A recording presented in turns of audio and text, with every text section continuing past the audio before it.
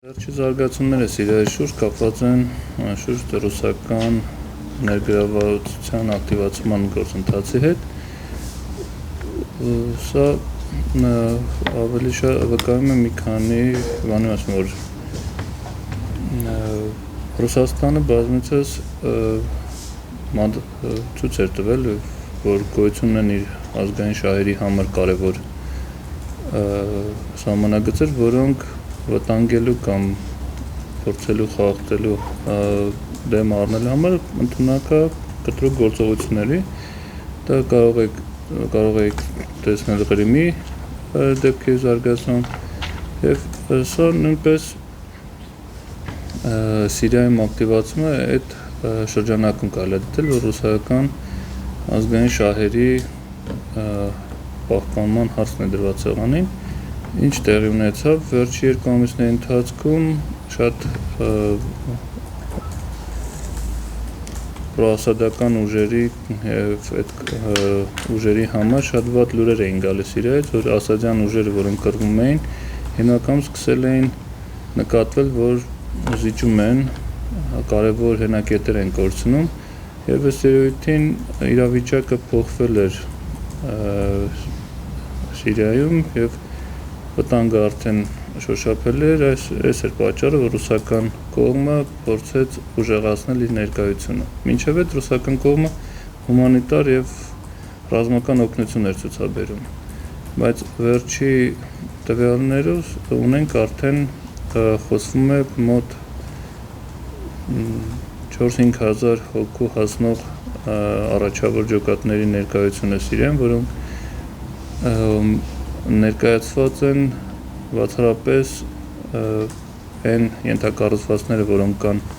ռուսական Սիրիայում, դրանց անվտանգությունը ապահովելու համար։ Այսինքն այս տեղեկությունները ունենք, կան ռուսական հայտնվել են մոտ 28 ինքնաթիռներ ռազմական տարբեր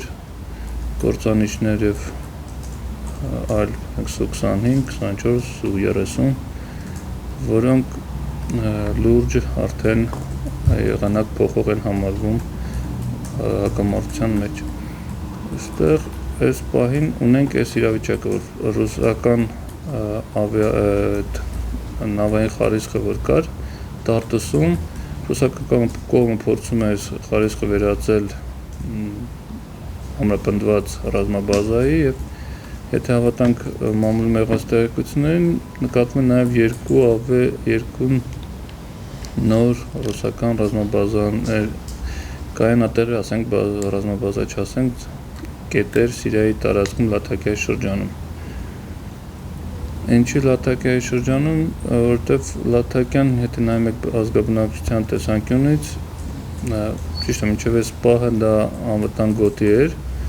բայց թուլացող ասադյան ուժերի պարագայում բնակչությունը Լաթաքիայում այնպիսի է, Լաթաքիայի արվարձաններում, որ 50-50 են սուննի շիա, եթե նայեք, սուննիներ եւ ալավիներ են ապրում, 10% կա քրիստոնեական փոքրամասնություն եւ վտանգը դիտարկվում է, որ այս տարածքից հնարավոր է հաջորդ ընդվզումը Ասադի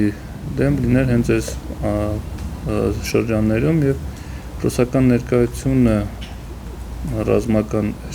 այս շրջաններում, այսինքն չեզոքացնում է առժամանակ նման հնարավոր վտանգները այս պահին։ Ինչ ռուսական կողմը մինչև այս պահը չի մասնավորեցրել, թե ինչ է անելու Սիրիայում։ Պարզապես հայտարարվել է, որ պայքարում են իսլամական պետություն ահաբեկչական կազմակերպության դեմ։ Սա իրենից պետք է ենթադրել, որ որոշումը երեք բարձ կլինի Օբամա-Պուտին հանդիպում, որը արդեն նախատեսված է ՄԱԿ-ի գագաթնաժողովում, եւ դրանից հետո ավելի հստակ կլինի գործողությունները եւ կոորդինացված կլինեն, որովհետեւ տարածաշրջանի մյուս խաղացողների հետ Իսրայելը, Թուրքիան եւ Իրանը ժողովրդի արդեն հանդիպումները կայացել են եւ գործողությունների որոշակի հստակեցում համաձայնություն տեղի է ունեցել։ Արդարացել սպասել ամսի 28-ին կամ 29-ին պետք է տեղի ունենա այդ հանդիպումը Օբամայի եւ Պուտինի, որը ի դեպ, եթե հիշում եք, ի սկզբանե նախատեսված չէր եւ այսինքն Ռուսաստանը իր ակտիվացմամբ նոր իրավիճակ է ստեղծում միջազգային ասպարեզում եւ իր կշիռը փորձում հիշեցնել, որ այս ռազմական ուժի հետ պետք է հաշվի նստել։